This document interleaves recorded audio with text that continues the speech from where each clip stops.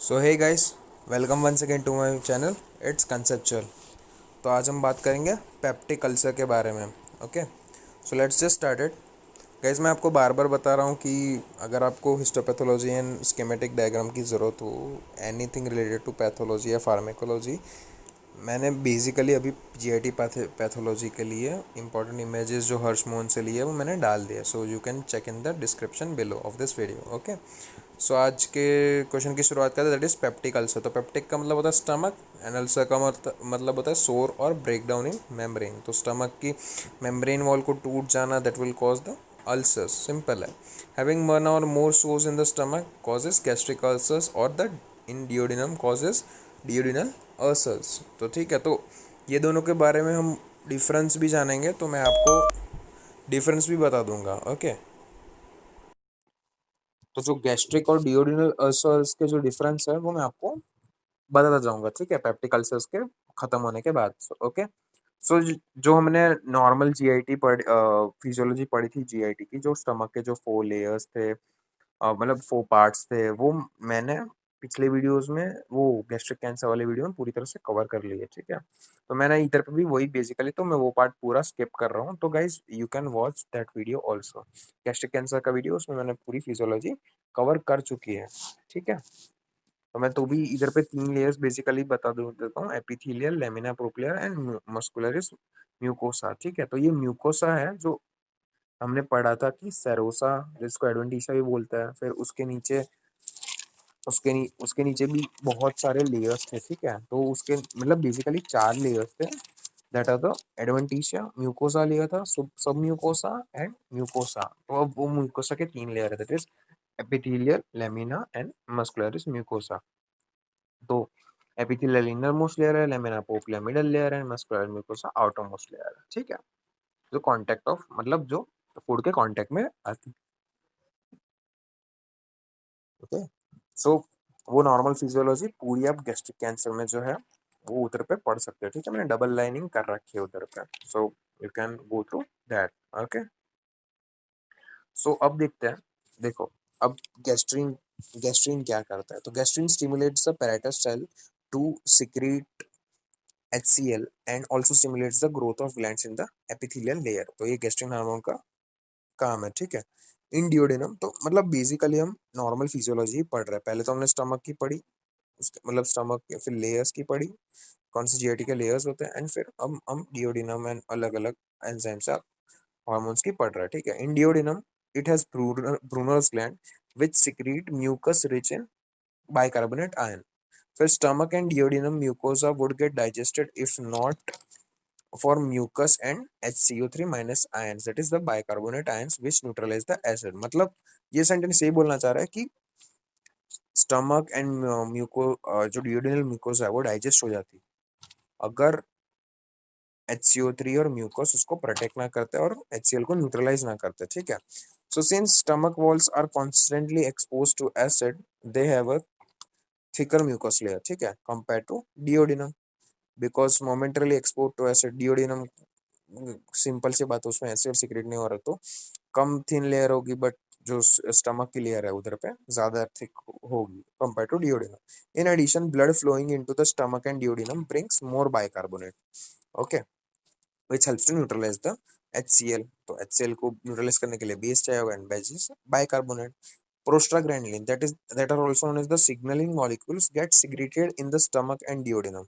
तो वो प्रोस्टाग्लैंडिन है, वो स्टमक एंड डियोडेनम में सिक्रीट हो जाता है। They stimulate the mucus and bicarbonate secretion, ठीक है। तो प्रोस्टाग्लैंडिन बेसिकली क्या करेंगे? म्यूकस एंड बाइकार्बोनेट के सिक्रीशन को स्टिमुलेट करेंगे। Then that will result in vasodilation of blood vessels, that is increase in blood flow, and this promotes new epithelial cell growth and also inhibits acid secretions। तो मतलब देखो, vasodilation होगा तो blood flow बढ़ेगा, and blood flow will also promote the cell growth, and अगर जितना blood flow बढ़ेगा तो उतना ही जो स्टमक एंड डियोडेनम में जो ब्लड आ रहा, तो that is rich in bicarbonate, and rich in bicarbonate will neutralise the acid, and it once neutralize the acid, it will inhibit the acid secretion and hence the wall gets protected, ठीक है। तो अब causes पे आता है, what are the causes of the gastric and duodenum ulcer. So mechanism आपको समझ में आ गया बेसिकली क्या हो रहा है कि डियोडेनम में जो ब्रूनर ग्लैंड्स है, ठीक है, तो वो सीक्रेट कर रही है म्यूकस रिच बाइकार्बोनेट आयन, ठीक है। एंड जो ब्लड आ रहा है जो ब्लड आ रहा है स्टमक एंड डिओडेनम से में, तो वो भी it is also rich in bicarbonate. तो बेसिकली म्यूकस सिक्रेशन भी हो रहा है, गैस्ट्रिन हार्मोन स्टमक में सिक्रेट हो रहा है, ब्रूनल ग्लैंड्स डिओडिनम में, तो वो दोनों म्यूकस सिक्रेट कर रहे हैं, बाइकार्बोनेट ब्लड से आ रहा है, तो फिर they are neutralising the acid. Okay, अब कॉजेज ऑफ गैस्ट्रिन एंड वो एसिड की वजह से अल्सर्स क्रिएट हो रहा है, तो उसका सिक्रेशन कंट्रोल में रखना जरूरी है। तो ये हुई पूरी नॉर्मल फिजियोलॉजी। अब देखते हैं कॉजेज ऑफ, मतलब किससे डिओड्रेनल अल्सर हो रहा है। तो infection with H pylori, that is the helicobacter pylori bacteria, that is the gram negative bacteria. तो helico pylori bacteria colonize in the gastric mucosa, ठीक है, जहाँ से फिर वो क्या करेगा, एक बार गैस्ट्रिक म्यूकोसा पे अटैच हो गया तो it will release the adhesins, help the to other to other help them to other to foveolar cells, ठीक है। तो हमने पढ़ा था गैस्ट्रिक कैंसर में कि फोवियोलर सेल्स क्या करते हैं, तो they are secreting the mucus, okay, and तो फोवियोलर सेल को अफेक्ट करेंगे and also release the proteases that damage the mucosal cell. Proteases मतलब जो प्रोटीन को ब्रेक डाउन करने वाले एंजाइम्स, ठीक है, तो that will damage the mucosal cells. Usually they do not cause any problems, but sometimes it cause a patchy pattern of damage that starts in the antrum and spreads to the stomach. तो जो pyloric antrum था उधर पे वो start होगा basically and it will spread to the duodenum. Over time, the damage goes deeper and deeper into the mucosa, eventually causing the ulcers. तो देखो, foveal sales को अदर कर लिया उन्होंने, तो मतलब जो सिक्रीशन होगा वो रुक जाएगा। सिक्रीशन रुक जाएगा तो ऑब्वियसली बात है एसिड तो सिक्रेट होता रहेगा, बट उसके काउंटरएक्ट में bicarbonate ions and because bicarbonate ions release blood में नहीं आ पाएंगे, ठीक है। एंड जो सेल्स जो प्रोड्यूस कर रहे थे म्यूकस एंड बाइकार्बोनेट वो भी नहीं कर पाएंगे, बिकॉज प्रोड्यूसेस की वजह से जो गैस्ट्रिक सेल्स है, जो गैस्ट्रिन हार्मोन सेल्स रिलीज कर रहे हैं, जो ब्रूनल ग्लैंड्स के सेल्स है, ऑब्वियस सी बात है डैमेज हो जाएंगे। तो उसकी वजह से क्या होगा कि एचसीएल का सिक्रीशन बढ़ता चला जाएगा and that will damage and go into the mucosa and that will cause the ulcers. So simple सी बात है, infection of first cause that is the infection by the Helicobacter pylori bacteria. Okay. The second reason is the NSAIDs, या बोल सकते हैं non steroidal anti inflammatory drugs. उसका example, classic example है, that is the ibuprofen. Okay, तो वो क्या कर रहा था कि इट इज इनहिबिटिंग द, वो हमको पता है कि NSAIDs are the non selective COX inhibitors, ठीक है, फार्माकोलॉजी में हमने पढ़ा था कि it is the non selective COX inhibitors, तो which are involved in synthesis of PG. और हमने प्रोस्टाग्लैंडिन का भी फंक्शन पढ़ा, that is it is acting as a signalling molecule that stimulate the mucus and bicarbonate secretion, ठीक है। तो but COX अगर इनहिबिट कर रहा है तो पीजी का सिंथेसिस इनहिबिट हो रहा है, एंड अगर पीजी का सिंथेसिस इनहिबिट होगा तो it will lower the levels of the bicarbonate and mucus, जो सिक्रेशन हो रहा था उसको लोअर लेवल करेगा, leaves gastric mucosa susceptible to damage, ठीक है। तो बट और उसका क्रॉनिक यूज करेंगे, ओवर टाइम यूज करेंगे, तो क्या करेगा वो कि it will ulcers, it will cause the formation of ulcers and ulcer will start to develop, ठीक है। तो फर्स्ट हो गया H pylori infection, second is the use of the NSAIDs, okay. The third, that is a rare cause, that is also known as the Zollinger-Ellison syndrome. Okay, so Zollinger-Ellison syndrome क्या है? It is due to a tumor that is gastrinoma. ठीक है, तो वो syndrome किससे होता है? It is a tumor that is the gastrinoma. Gastrin मतलब obviously बात है stomach and noma मतलब tumor. Okay, it is a neuroendocrine tumor that is located in the duodenal wall or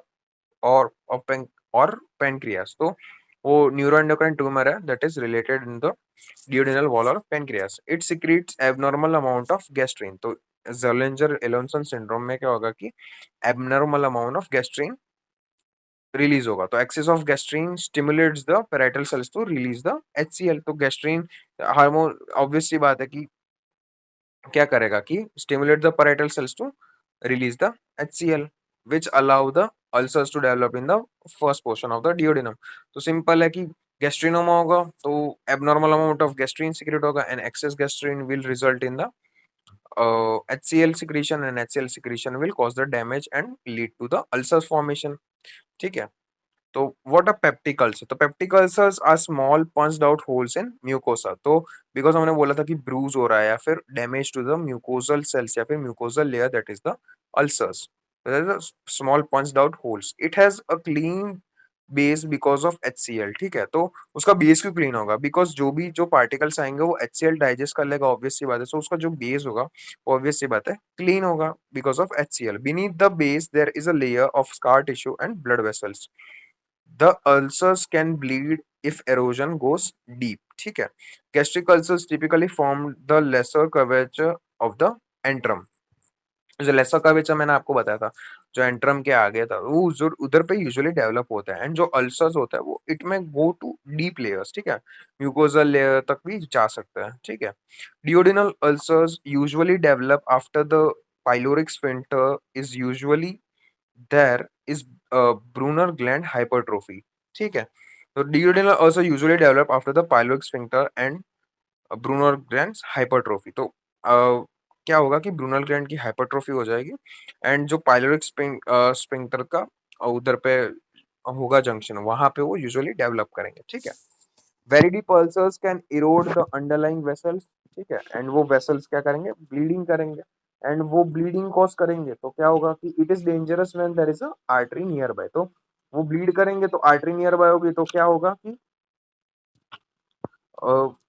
erosion of left gastric artery in gastric ulcer and erosion of the gastroduodenal artery, uh, gastroduodenal artery in the duodenal ulcer, that is the posterior wall, ठीक है। तो posterior wall पे जो erosion होगा, तो मतलब अगर bleeding हो रही है तो ऑब्वियसली डेंजरस होगा। तो उसके दो example, that is the left gastric artery in the gastric ulcer and duodenal ulcer में the gastric gastroduodenal artery that is the supplying the posterior wall, ठीक है। एंड वो क्यों डेंजरस होगा? That's because haemorrhage into GIT tract can happen and it can lead to the rapid loss of blood and cause shock, ठीक है। तो उसके causes में हमने देखा, पहले तो हमने देखा एच पाइलोरी बैक्टीरिया, फिर सेकंड हमने देखा कि एनासिड्स, थर्ड देखा द जोलिंजर इलॉन्सन सिंड्रोम, फिर पेप्टिक अल्सर्स होते क्या क्या है, कैसे स्मॉल पॉन्स ऑफ स्ट्रक्चर है, फिर वो कहाँ कहाँ मेनली होता है, फिर एरोजन अगर डीप हो जाएगा तो क्यों, आर्टरी नियर बाय होगी तो इट में lead to the shock. And दो एग्जांपल पढ़े थे, left gastric artery and the gastroduodenal artery, ठीक है। अब हम आते हैं कॉम्प्लिकेशंस पे, ठीक है। तो परफोरेशन इज द कॉम्प्लिकेशन।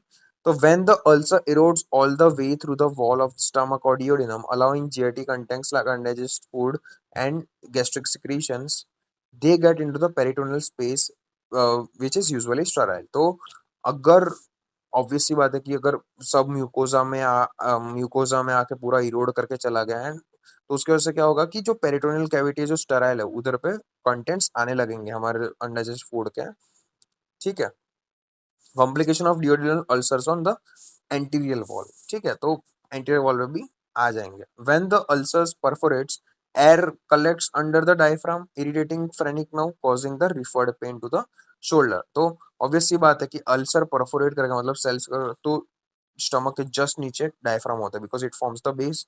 तो डायफ्राम में भी एयर कलेक्ट हो जाएगी and that will cause the damage to the phrenic nerve, that will cause the radiating peak to the shoulders. Okay. Rarely, long-standing duodenal ulcers near pyloric sphincter can cause sometimes so much edema and scarring that they obstruct the normal passage of gastric content into the intestine. तो अब ये बोल रहा है कि pyloric sphincter के पास जो duodenal ulcers होता है तो वो इतने इडिमा एंड उसमें इन्फ्लेमेशन स्वेलिंग हो जाएगी कि वो पूरा रास्ता ही ब्लॉक कर देगा, ठीक है। And that will result in the gastric outlet obstruction, मैंने अभी भी आपको बताया। This can lead to the symptoms like nausea, vomiting because food can not pass further, ठीक है। तो ऑब्वियसली बात, ऑब्स्ट्रक्शन हो गया तो फूड आगे नहीं जा पाएगा and that will lead to the nausea and vomiting. Okay, symptoms क्या क्या है? That is the epigastric pain, itching और burning in the upper abdomen, bloating होगा, belching and vomiting. In gastric ulcers pain increase while eating because intake of food and release increased amount of HCl that will cause the weight loss. Okay, तो gastric ulcer में because हमको पता ही है कि gastrin और stimulate कर रहा था पैराइटल सेल्स को and bicarbonate and mucus form तो हो नहीं रहा, ठीक है। तो उसकी वजह से पेन होगा and we will eat less food, तो वेट लॉस भी हो जाएगा। बट डिओडिनल अल्सर में पेन डिक्रीज वाइल ईटिंग, तो if pain decreases while eating then it will cause the weight gain, simple सी बात है। ओके, एंड डायग्नोसिस में peptic ulcers can can be diagnosed via the upper endoscopy. तो endoscopy तो mainly है। Biopsy also done to see the sign of malignant sales and sign of the H pylori infection. Treatment में treat the underlying cause, and if H pylori infection it can be caused by the combination of antibiotic plus acid lowering medication। ठीक है, या फिर हम basically देख सकते हैं that is the proton pump inhibitors, because HCl के secretion को भी हमको रोकना है। Okay, substances like NSAIDs, alcohol, tobacco and caffeine should be avoided, and in extreme cases surgery में काम आ सकता है। तो गाइज ये एक छोटा सा क्वेश्चन था, मैं एक बार फिर से रिवाइज कर देता हूँ एंड फिर मैं आपको डिओडेनल एंड गैस्ट्रिक अल्सर्स के डिटेल मतलब डिफरेंसेस डिटेल में एक टेबुलर फॉर्म दूंगा, तो आपको क्लियर हो जाएगा। ठीक है, तो फिर से एक बार की रिवाइज कर लेते हैं कि क्या होता है। ठीक है, पेप्टिक अल्सर, तो पेप्टिक का मतलब होता है स्टमक, एंड अल्सर्स का मतलब होता है कि ब्रेक अ मेम्ब्रेन। ठीक है, या फिर ब्रेक करना उसको। ठीक है, नॉर्मल फिजियोलॉजी हमने पढ़ी पूरी कि पीजी कैसे सिक्रेशन करवाता है, स्टिमुलेट करवाता है, एंड फिर गैस्ट्रिन हार्मोन का क्या रोल होता है, एंड फिर कॉजेस पढ़े हमने। तो पहले में हमने बैक्टीरियल इन्फेक्शन की वजह से, तो बैक्टीरियल इन्फेक्शन क्या कर रहा था कि it was releasing the adhesins and proteases, तो उसकी वजह से सेल डैमेज भी हो रहा था, एंड फोबियल सेल्स जो म्यूकस सिक्रीटिंग सेल्स है वो भी बर्बाद कर रहा था, एंड जो प्रोटेजेस तो सेल डैमेज कर रहा था, तो उसकी वजह से भी सिक्रीशंस नहीं हो रहे थे, तो इन्फ्लामेशन हो रहा था एंड अल्सर कॉजिंग हो रहा था। एनएसएड्स ने भी पीजी इनहिबिशन कर दिया, तो ऑब्वियस सी बात है it will lead to the ulcer causing factor Zollinger Ellison syndrome, it will cause the gastrinoma, and उसकी वजह से जो गैस्ट्रिन का सिक्रेशन है वो बढ़ रहा था, and axis gastrin will release the HCl secretion. ठीक है, HCl सिक्रीशन बढ़ेगा तो फिर अवश्य बात है अल्सर्स के चांस भी बढ़ेंगे। फिर पैक्टिक अल्सर क्या है, basically small points out holes in mucosa, उसका बेस क्लियर रहेगा बिकॉज ऑफ HCl। फिर gastric ulcer are typically form in the lesser curvature of the antrum, ये हमको बात याद रखनी है। फिर और एक कॉम्प्लिकेट कॉज है दैट इज द मतलब वेरी डीप अल्सर्स अगर हो गए तो, और आर्टरी के पास हो गए, for example the left gastric artery and the gastroduodenal artery that is supplying the posterior wall, and it may also lead to the shock and perforation की वजह से क्या हो रहा था कि डायफ्राम में भी referred pain to the shoulder हो रहा था, दैट में भी ऑल्सो सिम्टम। ठीक है, एंड वो जो भी कंटेंट्स है वो अगर म्यूकोजा तक अल्सरेशन हो गया एंड परफोरेट कर गया, तो फिर ऑब्वियस सी बात है पेरिटोनियल कैविटी में भी भरने लगेगा, and it will cause the uncomfortness. Simple सी बात है, and long standing duodenal ulcer nearing the pyloric sphincter will lead to the gastric outlet obstruction that will lead to the symptom like nausea and vomiting, and all symptoms में क्या है that is the epigastric pain, and main बात याद रखनी है gastric ulcer में pen बढ़ेगा and weight loss होगा, बट ड्यूरेनल अल्सर में पेन कम होगा एंड वेट गेन होगा। ठीक है, डायग्नोसिस में एंडोस्कोपी है, फिर बायोप्सी, एंड ट्रीटमेंट में अंडरलाइंग कॉज को ट्रीट करेंगे, antibiotics plus the proton pump inhibitors देंगे। ओके, नेक्स्ट इन केस में we will do the surgery. Okay, so I hope आपको ये पूरा क्वेश्चन समझ में आएगा। ओके, एंड गाइस कोई भी हिस्टोपैथोलॉजी के डायग्राम्स या फिर कुछ भी देगा, मैंने लिंक डिस्क्रिप्शन में दे रहा हूँ, टेलीग्राम चैनल पे जाके you can check this out. Okay, so guys ये है वो टेबल जो मैं आपको दिखाना चाह रहा था कि आपको एक पूरा एक ब्रीफ आइडिया मिल जाएगा and you will get a clear idea about the differences. तो मैं बस पढ़ लेता हूँ, इट्स वेरी कॉमन। ठीक है, तो आप बस याद रखिएगा, मैंने दो दो बार कर रखा है ताकि आपको अलग कोई भी टेबल आप याद रख सकते हो। ठीक है, सो फर्स्ट गैस्ट्रिक अल्सर मैं कंपेयर ही करता चाहूंगा in the junction between the antrum and acid secretory mucosa. ठीक है, तो एंट्रम जो पाइलोरिक एंट्रम है और सिक्रेटरी म्यूकोसा उसके बीच में बेसिकली होता है, and 95% in the first part of the duodenum. Okay, तो first part of duodenum and junction between the antrum and the acid secreting mucosa can happen in fundus but rare and most common type of ulcers। ठीक है, H pylori infection इधर 70% है gastric में, तो इधर पे 100% है। गैस्ट्रोटाइटिस शैलो और डीप अल्सर। ओके, तो इसके सिम्टम्स है गैस्ट्रोटाइटिस शैलो और deep ulcer, usually small less than 1 centimetre sharply demarcated lesion. ठीक है, तो शार्पली डीमार्केटेड होता है, इन्फ्लामेटरी सेल्स इधर पे होंगे and eosinophil spells on the base of ulcer, but इससे जो गैस्ट्रिक अल्सर के हो जाएंगे वो क्लीन होगा बिकॉज ऑफ द HCl। याद आ रहा है आपको? Can cause haematemesis melaena and vomiting occurs, तो इसके symptoms and cause the melaena and the haematochezia. तो हिमेटोसीजिया हमने पढ़ा था कि हम ब्लड स्ट्रीक्स आएंगे स्टूल्स में, and haematemesis that is vomiting आएगी, ब्लड में वॉमिटिंग के साथ ब्लड भी निकलेगा। ओके, गैस्ट्रिक में pain starts and aggregation and after 1 to 2 hours, तो मैंने बोला कि पेन बढ़ेगा because of the HCl secretion ज्यादा हो रहा है, तो it will cause also the weight loss and pain starts after the 3 to 5 hours of meal, मतलब इसमें पेन घटेगा, मैंने बोला था, and it will cause the weight gain, high risk of malignancy, pain is relieved by and duodenal ulcer में क्या है, pain is relieved by food and high intensity during night, that is the weight gain, ठीक है। तो basically ये जो थे, मैं फिर से रिपीट कर देता हूँ कि एक तो junction between antrum and acid secreting mucosa and first part of duodenum में, फिर can happen in understand and it is the most common type of ulcer, फिर एच पाइलोरी इन्फेक्शन 70%, एक में 100%, फिर जो हमने देखा कि शैलो एंड डीप अल्सर्स हो सकते हैं, इधर पे शार्पली डिमार्केटेड लेजन्स होता है, फिर एक में इन्फ्लेमेटरी सेल इओसिनोफिल्स आ रहा है, ठीक है, फिर एक का बेस क्लियर है तो एक में eosinophil फेल्स आ रहा है, फिर एक में हिमेटामेसिस मेलेना एंड वॉमिटिंग है, दूसरे में से हिमेटोसीसिया मेलेना, फिर एक में 1 to 2 hours के बाद गैस्ट्रिक में, एंड दूसरे में 3 to 5 hours, and gastric ulcer है हाई रिस्क ऑफ मेलिग्नेंसी। फिर एक और डिफरेंस है, सिंपल सा है वो, तो अकरिंग स्टमक अकरिंग ड्यूरेनम, नाम से पता चल रहा है। फिर गैस्ट्रिक में epigastric pain 1 to 2 after after eating, and duodenum में 3 to 5 hours after eating, simple है। Can cause haematemesis, can cause melaena और हिमेटोसीजिया, मैंने हमने सिम्टम्स ऊपर ही देख लिया।